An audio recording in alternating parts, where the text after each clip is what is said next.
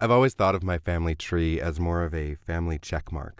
On my dad's side, I can trace back generations from America to Italy, and in fact, when I was 12, we took a vacation to Palermo in Sicily, where I was overjoyed to see our last name in the phone book more than once. But on my mom's side, it's just my mom.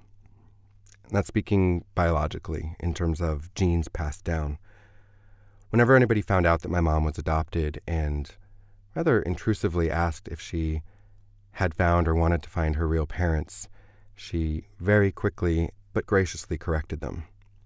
Her real parents were the ones who had loved her and raised her, and she knew exactly where her real parents were. It was her biological parents that she didn't know very much about, specifically her birth mother, who had given her life and presumably some of her features, and most importantly, a chance at a better existence than she was going to be able to provide my mom. So when I came along, I wasn't just my mom's first and only child. I was her first and only blood relative. I knew my mom was adopted from a young age, and I thought it sounded like the best idea in the world. There were babies who needed families, and families who wanted babies. And my grandparents made sure that my mom knew that they wanted her, that they had picked her. They didn't want there to be any shame or secrecy associated with the fact that she was adopted. They gave her as many details about her birth mother as possible, including letting her see her original birth certificate from the hospital in Honolulu, which listed her as baby girl before she was Anne. It didn't list a name for her father, but it did tell her birth mother's name, Virginia, and a last name so common it wasn't going to be any help. Without having much more background on her biological family, my mother clung to her birthplace, Hawaii. We had framed feather leis displayed around our house, and to this day when we finish a meal, instead of all done, we say, "All pau." And on weekends, my mother wore almost exclusively muumuus, and not those hideous tents like you see on TV, but beautiful, vibrant garments with traditional Hawaiian quilting detail that were made by hand in a little shop in Honolulu that she would pick up one or two at a time on her trips back to Hawaii. To look at my mother with her fair, freckled skin and her eyes that you could tell were green, even in a black and white photograph, she was clearly not Hawaiian. But she was more Hawaiian than anything else. From a young age, I remember my mother's interest in locating her birth mother, or the search as it came to be known, fluctuating. Sometimes she wanted more information and would try to contact the Army for personnel information because her birth mother had been an Army nurse during World War II. And sometimes even a slight question about the search would be frustratedly dismissed as if I should have known better than to ask her about it. Her parents both died by the time I was 9, and that was the first time I remember the search really intensifying. We would go to a genealogical library with a huge rusted bronze globe in the middle of the floor, but that was the most exciting thing about it. It was the most boring place I had ever been. And my mom had taken me to museums and plays that were very boring, and which I thanked her for trying to introduce me to arts and culture at a young age by telling her how boring I found those museums and plays. But even as a child, I knew that I couldn't tell her how bored I was at the library, because it meant so much to her. It wasn't that she was looking for a needle in a haystack, it was that there were hundreds of needles that looked identical, and each required so much research to determine if it might be the needle that she was looking for. And when it got too hard, she stopped the search. But every few years, she would pick it up again. And sometimes a part of me actually didn't want her to locate her birth mother because the mystery of not knowing was exciting. I could be some exotic ethnicity, and sure, it would have been recessive, but it was possible. And that common last name that her birth mother had was also the last name of a famous rock singer, and maybe we were related to him. I wondered what flicked her interest on and off in finding her birth mother. I think that there were two forces at play. The first was a deep-seated desire to know who and what she was from, and the other was fear. Not fear of the information, but fear that her birth mother wouldn't be happy to be found. I made a lot of assumptions about my mother's feelings about the search because it wasn't something we talked about that often. As far as I was concerned, it was her birth mother, her search, her story, and I didn't think it was fair for me to try to insert myself in it too much because I lived under the same roof as both my biological and real family. Midway through college, I moved from that house in California to New York, and a couple years later, my parents divorced. And I think because I was across the country from my mom, and she wasn't living with my father anymore, and her second immediate family was gone, she picked up the search fiercely. Recently, I asked my mom why her dedication to finding her birth mother had varied so much over the years, and her answer surprised me. Money. Because conducting research and getting access to documents and records could get very expensive, and my mom simply didn't always have the funds available to continue the search. But she always wanted to find her birth mother. So by the time I moved out of the house and had graduated college and she wasn't living with my father in our big house anymore, she didn't have tuition to worry about or as big a mortgage, so she actually had a little bit of extra money available to her to continue the search. But it was at this time that a genealogist friend of a friend who had passed my mom's information along to her, out of the goodness of her heart, was able to locate a woman named Virginia with a very common last name and too many details in common not to be her. Unexpectedly, my mom knew so much more about her birth mother. She knew that she went by the nickname Ginny, and she had a picture of what she looked like. And she knew that she had lived in California, though not near the part of California where my mom lived. And in fact, she found out that Ginny's mother had died at the very same hospital that my mom worked at for over 30 years. There was a good chance that she had seen her name in patient records and not known who she was looking at. Some of the information about Ginny unfortunately came from her obituary. And I think my mom had known that it was a distinct possibility that if she found her birth mother, by the time she did, she would no longer be alive. And she was definitely disappointed that she wouldn't get to meet her. But I think part of her was relieved because this took away any chance that Virginia wouldn't be happy to be found. I remember the day that my mother somewhat excitedly emailed me a link to Virginia's obituary, and it wasn't that she was excited that she was gone.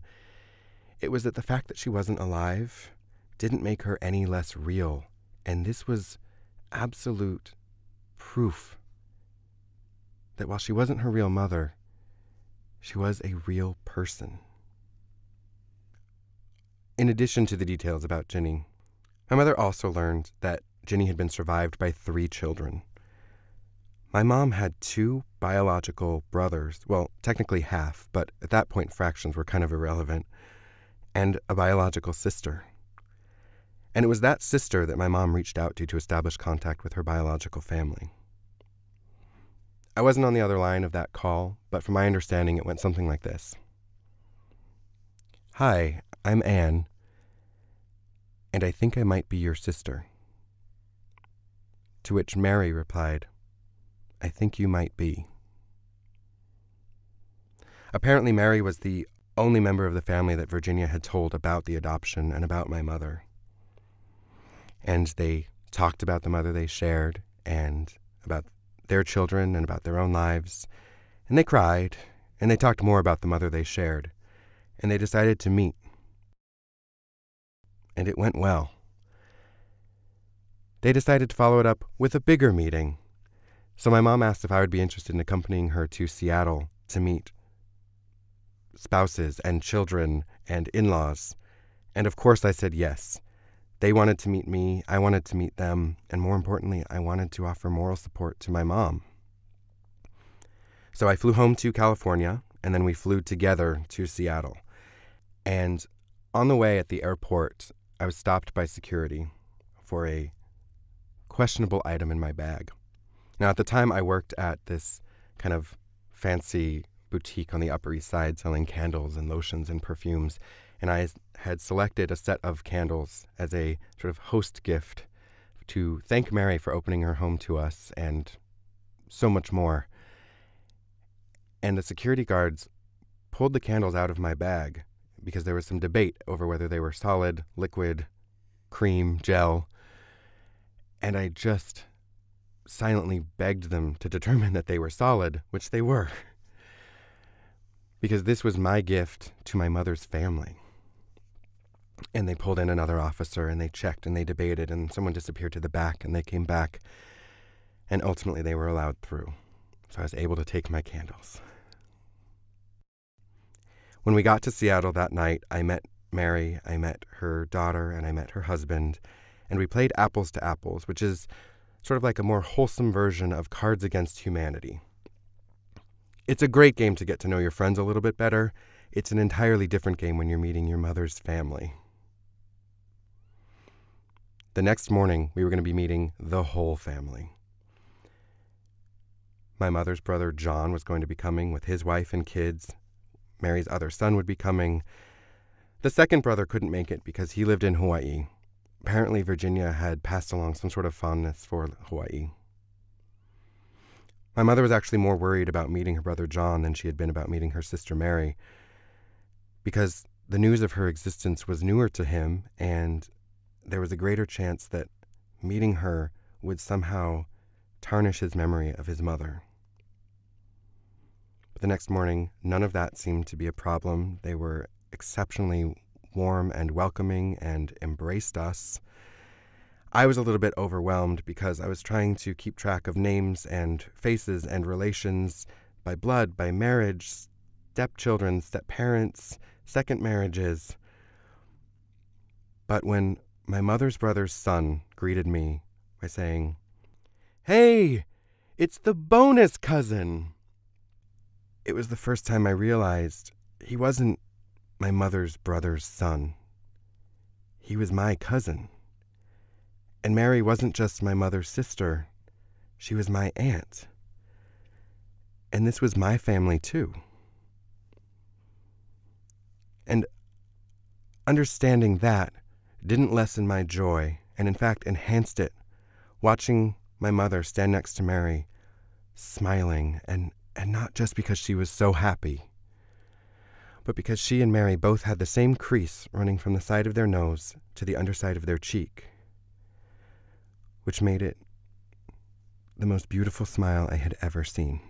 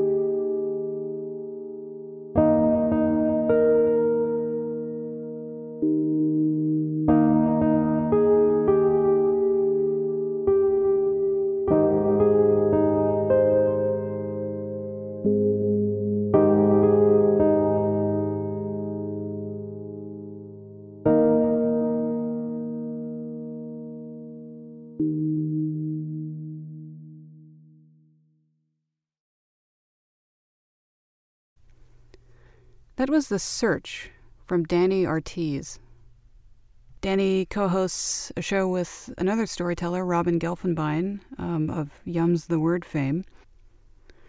Their co-hosted show is called A Very Special Episode, and it's a storytelling show that's inspired by your favorite 80s and 90s television. And it's a show that's always entertaining and frequently hilarious, and it has a new home at QED in Astoria, Queens, which I mentioned in the last episode.